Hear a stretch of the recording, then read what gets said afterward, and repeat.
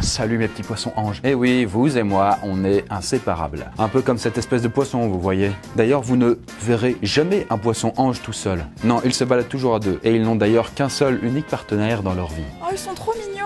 Ouais, c'est Mimi. Ça me fait d'ailleurs penser à nos deux protagonistes du jour. Bon, la seule différence, c'est que je ne pense pas qu'on puisse les appeler anges. Hein. On pourrait dire des cupidons ou des chérubins. Non, non plus, désolé. Mais ils ont eu pourtant une relation étrangement fusionnelle, complètement improbable. Mais aussi un accomplissement artistique reconnu dans le monde entier. Mais en tout cas, ce qui les rend particulièrement célèbres et reconnus dans le monde du cinéma, c'est certes leur folie, mais aussi leur je t'aime et moi non plus, permanent. On parle d'étreinte et d'éloges constantes. On parle d'une admiration sans pareil et en même temps de désir de destruction rarement atteint. Mais vous allez vite comprendre pourquoi. Et puis vu qu'on parle de cinéma dans cette vidéo, sachez que du coup la caméra avec laquelle je filme actuellement n'est pas une caméra mais un smartphone. Et il s'agit du tout dernier bébé de OnePlus, une édition spéciale McLaren. Vous avez déjà vu passer d'autres vidéos de ce type sur la chaîne puisque je m'associe régulièrement avec OnePlus étant donné que bon, ce sont des smartphones que j'apprécie étant donné que j'en ai l'usage personnel aussi. Et du coup voilà, cette édition spéciale est actuellement à la vente. En tout cas avec ce smartphone haut de gamme et pourtant bien plus abordable que beaucoup d'autres. Vous avez là 3 caméras dont une de 48 mégapixels. Et surtout, possibilité aussi de paramétrer l'angle de caméra jusqu'à 117 degrés. Le OnePlus a une nouvelle technologie d'ultra stabilisation. Ça vous permet de filmer en mouvement et d'avoir une image très lisse. Et en plus, cette édition McLaren a quand même embarqué 12 Go de RAM. C'est complètement indécent. La plupart des ordi n'ont pas autant. Et l'écran lui-même est en QHD+.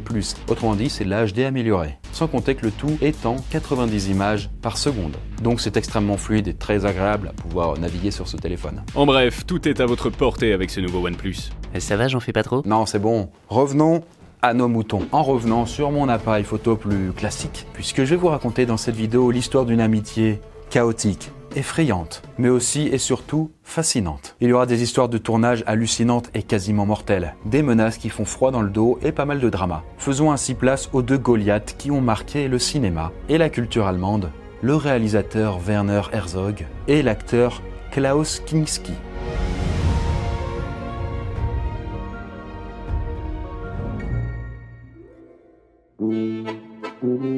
Alors pour commencer, mettons un petit peu de contexte. Nous sommes en 1942 à Munich, en Allemagne, pendant la Seconde Guerre mondiale. Et celui qui deviendra l'un des représentants majeurs du nouveau cinéma allemand des années 60-70 voit alors le jour. J'ai nommé donc Werner Herzog. Et si vous ne le connaissez pas, eh bien c'est... Alors en fait c'est totalement normal, voilà. Oui, normal, ouais. Faut dire que notre génération n'est pas hyper familière avec ses œuvres, sauf peut-être les chineurs de vieux films. Mais si je vous dis comme ça certains noms... Fitzcarraldo, Nosferatu, Aguirre et la colère de Dieu. Bref, est-ce que ça vous parle? Eh bien, dites-vous que ces films d'auteur sont des classiques européens des années 70. Pour vous situer, en fait, à cette même époque sortait Mad Max ou La Guerre des Étoiles, pour ne citer que. Et pour comprendre qui est ce réalisateur dont je vous parle, du coup, on va faire un petit zoom sur l'une de ses plus grandes œuvres. Fitzcarraldo. Bon, déjà, faut savoir que Herzog est surnommé le cinéaste de l'impossible. Mais ça cache des méthodes de tournage complètement surréalistes. Dans ce film, en fait, il y a une scène qui se passe sur des rapides. Vous savez, ces petits cours d'eau extrêmement violents? Eh bien, dans cette scène, en réalité, ce qui s'est vraiment passé, c'est que les acteurs et les cadreurs étaient sur un navire qui se faisait balader dans tous les sens. Et avec, pour seule sécurité, des petites cordes. Ah oui, bon, ça donne un résultat très réaliste, ok. Mais bon, Herzog a quand même mis ce jour-là, lui et toute son équipe, en danger de mort. Le bateau s'est retrouvé complètement fracassé à certains endroits. Enfin bref, un gros bordel. Non mais tu sais Chris, la prise de risque, c'est quelque chose d'assez commun dans le cinéma. Alors oui, c'est pas complètement faux. On peut citer par exemple Tom Cruise, ouais, qui est souvent réputé pour faire flipper les équipes de tournage. Comme dans cette scène de l'avion qui décolle, au début de Mission Impossible 4, où il est réellement accroché à l'extérieur d'un avion en train de décoller. Ok, mais par rapport à tout ça, le cas Herzog est complètement inconscient. Sachez que, en tant que réalisateur, le mec était quand même un peu borderline. Un peu beaucoup. Et à côté de ça, faisons un petit focus sur l'acteur Klaus Kinski, pour savoir de qui on parle quoi. Alors lui, il est d'origine polonaise. Il est né en 1926 à Sopot, une ville redevenue polonaise après la Seconde Guerre mondiale. Et d'ailleurs, notre mégalomane aux yeux bleus n'a pas toujours été acteur. Et vous comprendrez pourquoi j'ai dit mégalomane après. Laissez-moi parler parce que moi je suis là pour parler, sinon on merde. Jette-les dehors, finis cette conférence de presse, merde. Bande von Idioten! Une fausse crétin comme ça! Du sagst es mir nicht, aber schon, aber nicht... Alors, vous êtes là ici pour vous masturber vous-même? Ma parle un peu plus bas, merde! Kommt jemand angeschissen? Analphabète, mongoloïde. In deiner scheiß Karre in Holland! Klaus Kinski, Le calme à l'état pur. Il a d'abord été enrôlé de force dans la Wehrmacht en 1943. Petite piqûre de rappel, la Wehrmacht, c'est tout simplement le nom de l'armée régulière allemande. Puis il fut emprisonné par les Anglais jusqu'en 1946. Lors de son séjour en prison, il monta pour les premières fois de sa vie sur les planches pour divertir ses camarades prisonniers. Et il se découvrit alors une passion à ce moment-là pour l'acting. Et ainsi, le lendemain de sa libération, il s'inscrit à des cours de théâtre. Et tout commença alors pour lui. Bon, c'est bien beau tout ça, Chris, mais c'est quoi les anecdotes croustillantes? On veut du drama, nous? Eh bien, j'y viens. Et ainsi, nos deux protagonistes ont travaillé ensemble sur 5 films. Ce qui est quand même déjà assez important quand on y pense. Surtout quand on sait comment ça pouvait dérailler entre eux. Clairement, chacun de ces longs métrages est une source d'anecdotes assez folle. Donc, on ne va pas risquer de s'ennuyer. Alors tout d'abord, comprenez bien que le caractère assez fou des deux bonhommes n'a rien de spéculatif. Non, ça, c'est avéré.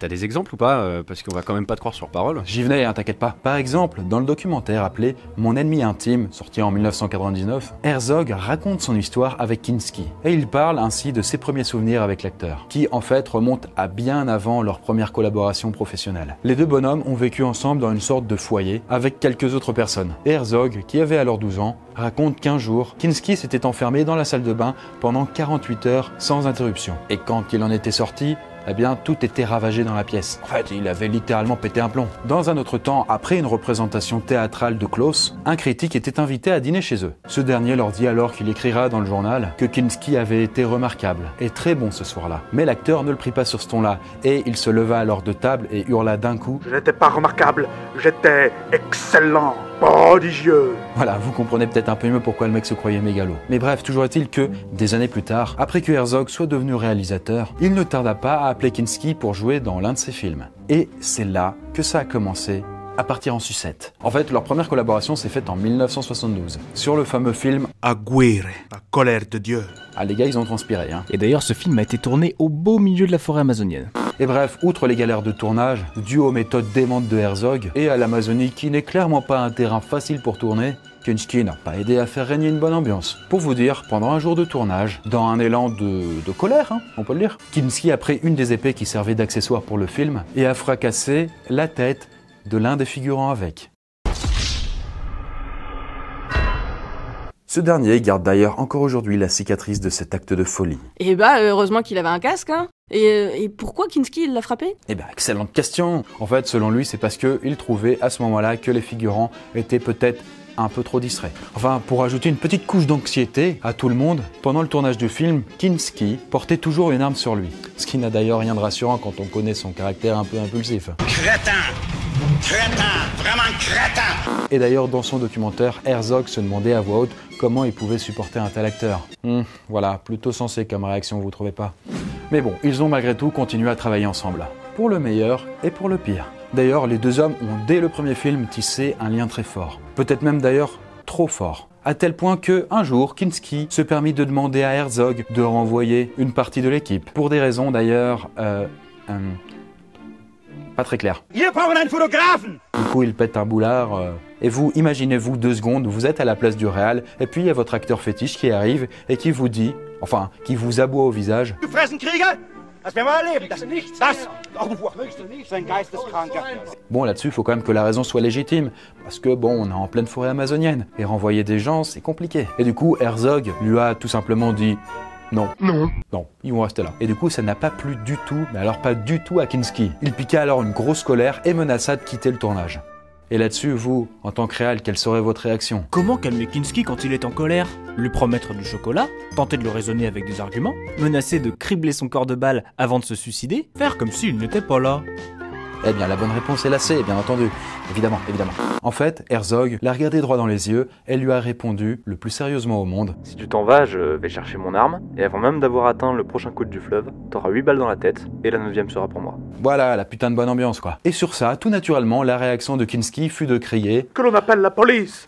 Police! Police! Voilà. Et tout ça quand même en pleine jungle, à plus de 480 km de la station de police la plus proche. Enfin bon, les années ont passé, et plus ce genre d'anecdotes se sont multipliées. Et d'ailleurs, on va revenir sur le tournage de Fitzcarraldo, pour que je vous en raconte une autre. Et de nouveau en Amazonie pour le film, on plante le décor avec une catastrophe naturelle qui leur tombe dessus, une des plus grosses pluies du siècle s'abat sur eux. Donc déjà je vous laisse imaginer la galère, la boue a rendu les déplacements et pas mal de scènes impossibles à tourner, mais rien n'arrête Herzog. Non, pas même l'attaque d'indigènes sur le camp où vivait l'équipe tout entière. Ouais, parce que bon, dans le coin, ils étaient pas forcément les bienvenus. Ensuite de ça, l'acteur principal, Jason Robards, est touché par la dysenterie et doit être rapatrié d'urgence aux États-Unis. Le film a alors pris tellement de retard que le second rôle, celui joué par Mick Jagger, est aussi annulé. Enfin bon, l'important c'est que pour remplacer l'acteur principal, qu'est-ce qu'on a appelé ? Klaus Kinski, évidemment. Enfin, je veux dire, comment ça pourrait encore plus mal se passer au tournage? Eh ben mon gars, en appelant un acteur incontrôlable, tout simplement. Et du coup, l'anecdote est celle-ci. Ce qui devait arriver arriva, un membre de l'équipe se fit mordre 2 fois la jambe par un serpent extrêmement venimeux. Le médecin était alors à une vingtaine de minutes de l'incident. Mais c'était long, c'était très long d'attendre. Et du coup, le gars qui s'était fait mordre était équipé d'une tronçonneuse qui lui servait de base à dégager les voies. Et du coup, vous voyez peut-être où je veux en venir, il se coupa la jambe avec la tronçonneuse pour éviter que le venin contamine tout son corps. Ok. Et puis il rentra ensuite au camp comme il pouvait.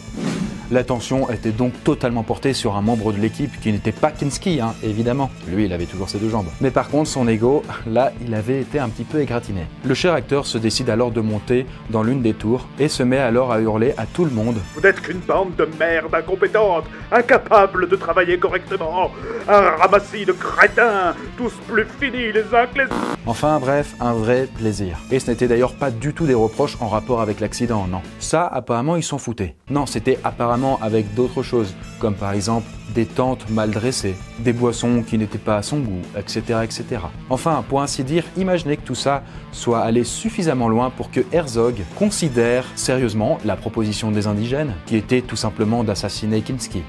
Voilà, rien que ça. Parce que pour info, en fait, l'acteur était pris par eux comme un démon, à hurler comme ça dans tous les sens dans leur forêt. Et après réflexion, eh bien, le réalisateur refusa quand même cette proposition d'assassiner Kinski, mais tout cela juste pour les biens du film, parce qu'il fallait quand même le terminer. Par contre, quelques temps après, il planifia lui-même l'assassinat de l'acteur. Attends, c'est pas juste une façon de parler, il a vraiment voulu le tuer? Oui, il voulait vraiment incendier la maison de Kinski avec lui à l'intérieur. Mais hélas, selon les mots de Herzog lui-même, le berger allemand de Kinski était un petit peu trop vigilant.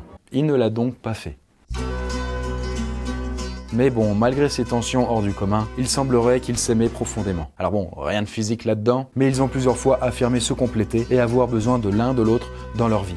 Après 3 ans sans travailler ensemble, ils se retrouvèrent dans le Colorado, aux États-Unis pour un nouveau tournage. D'ailleurs, ces retrouvailles, on les voit dans le documentaire dont je vous avez déjà parlé. Et est-ce que vous savez ce qui est le plus troublant dans cette histoire? Eh bien, c'est que on dirait que ce sont les meilleurs amis au monde, quoi. Herzog avoue alors avoir abandonné l'idée d'assassiner Kinski seulement quelques mois avant ce moment. Et cette scène touchante de leur parcours montre une toute autre facette de leur relation, et surtout une toute autre facette de Kinski lui-même. Et oui, puisque malgré sa folie et ses pétages de plomb, Kinski était doué de tendresse et d'affection. Et pas qu'avec Herzog d'ailleurs, mais aussi avec l'actrice Eva Mattes pour commencer. Par exemple, à la fin de l'un des tournages qu'ils eurent ensemble, Eva pleurait d'émotion, à l'idée de laisser le tournage et l'équipe derrière elle. Et ainsi, sur le chemin de sa chambre d'hôtel, Kinski la rattrapa et lui dit alors « Je sais ce que tu ressens car je le ressens aussi ». S'ensuivit alors une longue étreinte chaleureuse entre les 2 acteurs. D'ailleurs, une autre actrice du nom de Claudia Cardinal en parle aussi comme un homme doux, gentil et poli, voire même un petit peu timide avec elle, et c'est justement ça qui...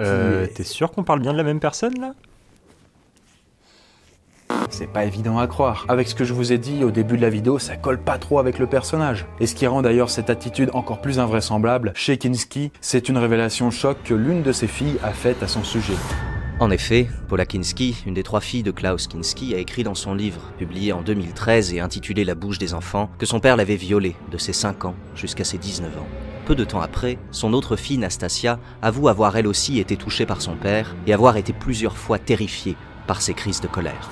Eh oui, l'acteur Kinski n'était pas seulement colérique, mégalomane et narcissique, il était aussi pédophile. D'ailleurs, il ne s'en est d'ailleurs pas vraiment caché, puisque dans son autobiographie, il avait déclaré avoir une préférence pour les petites filles mineures. Mais cela dit, concernant cette autobiographie, on s'est pas trop appuyé dessus pour écrire cette vidéo, puisque c'était pas mal romancé et avec pas mal de bullshit. Donc voilà. En conclusion, après 5 films ensemble, l'acteur et le réalisateur arrêtèrent de travailler, main dans la main. Klaus Kinski continua son métier d'acteur jusqu'en 1989, où il joua comme dernier rôle le célèbre violoniste Paganini, dans un film qu'il réalisa lui-même. et 2 ans après, il mourut d'une crise cardiaque en Californie. Werner Herzog, quant à lui, est toujours vivant à l'heure actuelle et d'ailleurs plutôt en forme. Il a réalisé cette année d'ailleurs un film intitulé Family Romance LLC qui a d'ailleurs été diffusé au Festival de Cannes. Bref, si vous saviez, il y a tant et tant de choses à raconter sur ces deux-là, mais j'espère au moins vous avoir captivé avec ces anecdotes assez insolites. Je vous encourage bien sûr à aller voir le travail de ces messieurs et à regarder aussi leurs interviews puisque c'est tout de même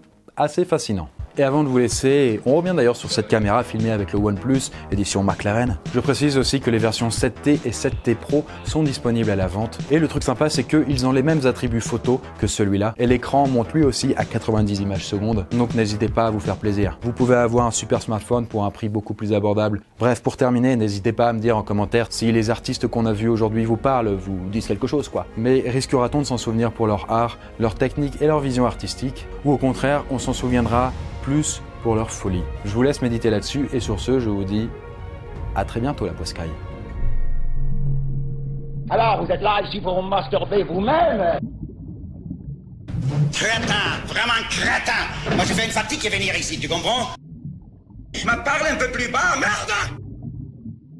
Une fausse crétin comme ça! Analphabète, mongoloïde. Jette-le dehors, finis cette conférence de presse, merde!